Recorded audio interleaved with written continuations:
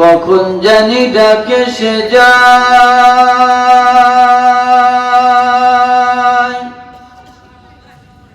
এই বাড়ি ঘর সারিতে। ঠিক কিনা? আর জোরে বলতে হবে, ঠিক কিনা? মৃত্যুর ডাক যে কোনো সময় আসতে পারে, ঠিক না? এজন্য বুদ্ধিমান যারা তারা সব সময় মৃত্যুর জন্য তৈয়ার থাকে। আমরা রাজি আছি তো ইনশাআল্লাহ? আল্লাহ তৌফিক দান করুন, সকলে বলুন আমিন। কখন জানি ডাকে সে যায়,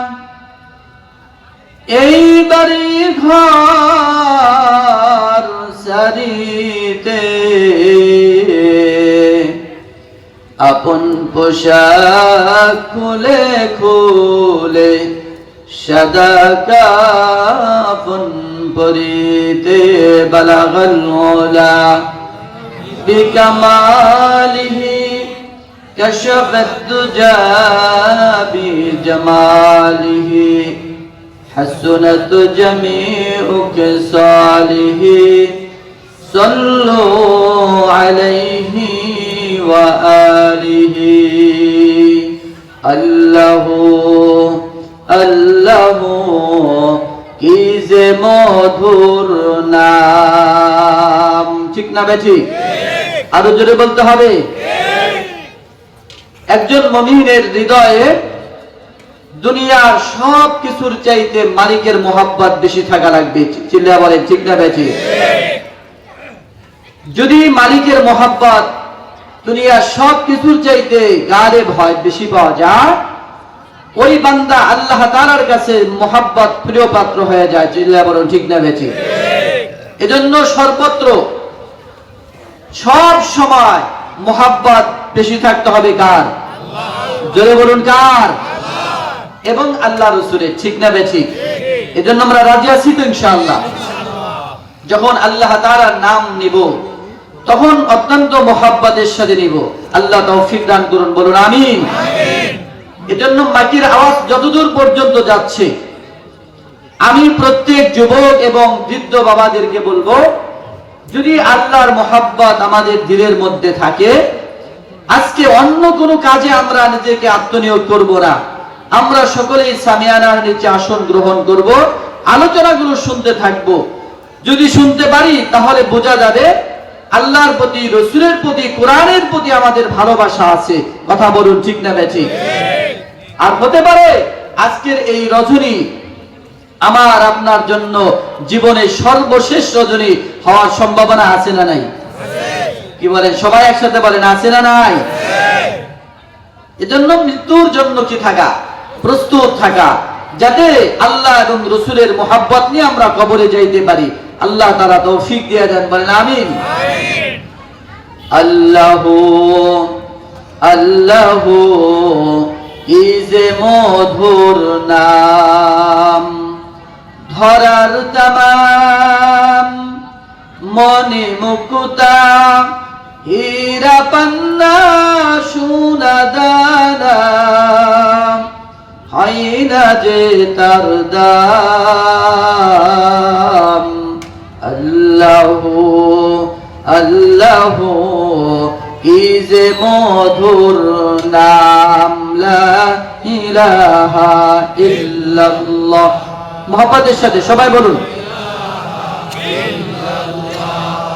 লা ইলাহা ইল্লাল্লাহ, লা ইলাহা ইল্লাল্লাহ, লা ইলাহা ইল্লাল্লাহ, লা ইলাহা ইল্লাল্লাহ, লা ইলাহা ইল্লাল্লাহ।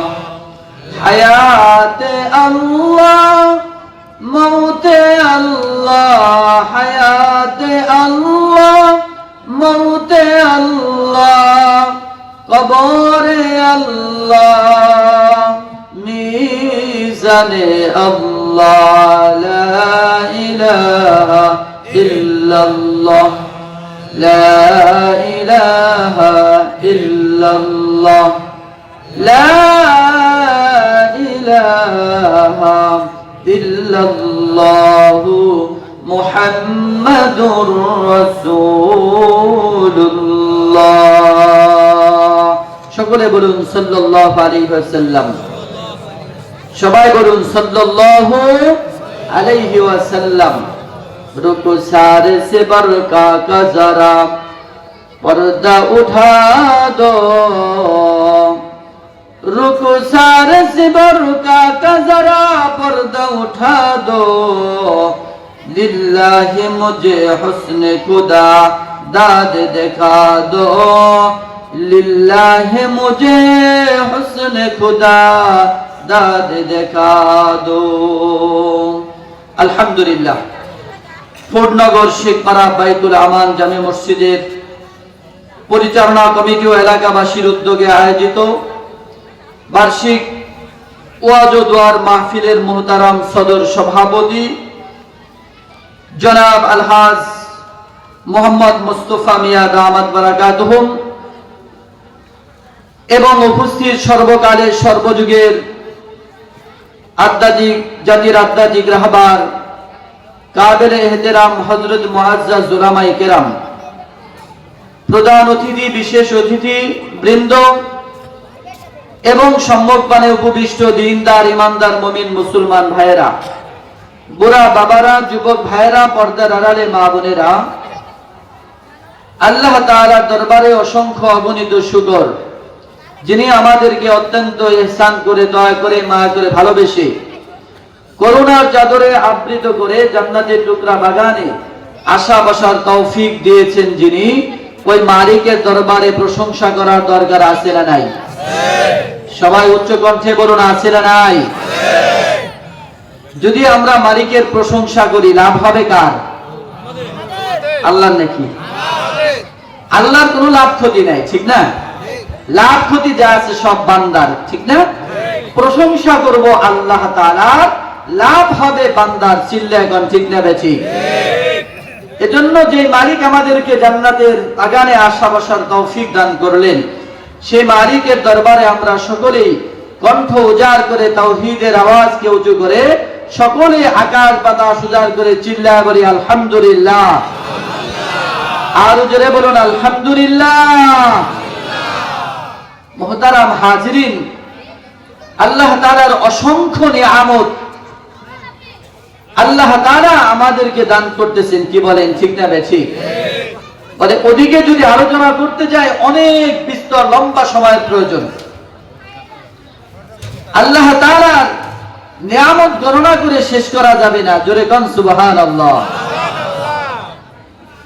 এজন্য আল্লাহ তাআলা বলছেন, ওয়া ইন তাউদ্দু নি'মাতাল্লাহি লা তুহসুহা, তোমরা যদি আল্লাহর নিয়ামতকে গণনা করতে থাকো, লা তুহসুহা, আমি রব্বে কারীমের নিয়ামতকে তোমরা গণনা করে শেষ করতে পারবা না। জোরে কোন সুবহানাল্লাহ। সবচেয়ে বড় নিয়ামত হলো আল্লাহ তাআলা আমাদেরকে কোন ধরনের অ্যাপ্লিকেশন ছাড়া, আবেদন ছাড়া আমাদেরকে মুসলমান করে দুনিয়াতে পাঠাইছে, কি বলেন, ঠিক না বেঠিক? আমরা আল্লাহ তাআলার কাছে কেউ বলি নাই যে আল্লাহ আপনি আমাদেরকে মুসলমান করে দুনিয়াতে পাঠান, ঠিক না? শুধু মুসলমান করে পাঠাইছে তা না, দুনিয়াতে আল্লাহ তাআলা এমন একজন নবীর উম্মত করে দুনিয়াতে আল্লাহ তাআলা আমাদেরকে পাঠিয়েছে, যে নবীর দিকে যদি কেউ একবার ঈমানি নজর দিয়ে তাকায়, আল্লাহ তাআলা তার জিন্দেগীর সব গুনাহ মাফ করে দেন। তার জন্য আল্লাহ তাআলা জাহান্নামকে হারাম করে দেয়। জোরে কান সুবহানাল্লাহ। কারণ তিনি হলেন বিশ্ব নবী, আকায়েদে নামদার, তাজদারে মদিনা, জনাবে মুহাম্মদুর রাসূলুল্লাহ। সকলে বলুন সাল্লাল্লাহু আলাইহি ওয়াসাল্লাম। শুধু তিনি এতটুকুই না, তার মর্যাদা কেমন, আল্লাহ তাআলা আমাদের নবীর শান এবং মান আল্লাহ তাআলা এত উঁচু করে দিয়েছে, প্রত্যেকটা ইবাদতের ক্ষেত্রে রাসূলের উপরে দরুদ পড়া ছাড়া ওই ইবাদত আল্লাহর কাছে কবুল হয় না। জোরে বলুন সুবহানাল্লাহ। এজন্য রাসূল কি শুধু ইনসানের নবী তা না, শুধু জিনদের নবী তা না, কুল কায়নাতের নবী। চিল্লায়া বলুন সুবহানাল্লাহ। রাসূল হাইওয়ানেরও নবী, কিন্তু সেই নবীকে আমরা চিনতে পারলাম না। কি বলেন, ঠিক না ঠিক? বনের হরিণ, জঙ্গলের সাপ, এমনকি বৃক্ষ পর্যন্ত আল্লাহর নবীকে চিনেছে। জোরে গণ সুবহানাল্লাহ। আমার ভাইয়েরা, বন্ধুরা আমার, ছোট্ট একটি মেসেজ আপনাদেরকে দিতে চাই। আল্লাহ তাআলা নবীর মুহাব্বত প্রত্যেকটা মাখলুকাতের মধ্যে দান করেছেন। আমরা ইনসান হয়ে আল্লাহর নবীকে মুহাব্বত করতে পারি না, আল্লাহর নবীকে আমরা ভালোবাসতে পারি না, যার কারণে ইবাদতের মধ্যে আমাদের লজ্জত লাগে না, মজা পাই না। আল্লাহ তাআলার ইবাদতের মধ্যে আমাদের মজা লাগে না, আমাদের লজ্জত হয় না। আল্লাহর নবীর নাম শুনলে নবীর উপরে দরুদ আমরা পড়তে পারি না, কারণ ওই নবীর সাথে আমাদের মুহাব্বত নাই, ভালোবাসা নাই। চিল্লায়া বলেন সুবহানাল্লাহ। অথচ যদি কেউ আল্লাহ তাআলা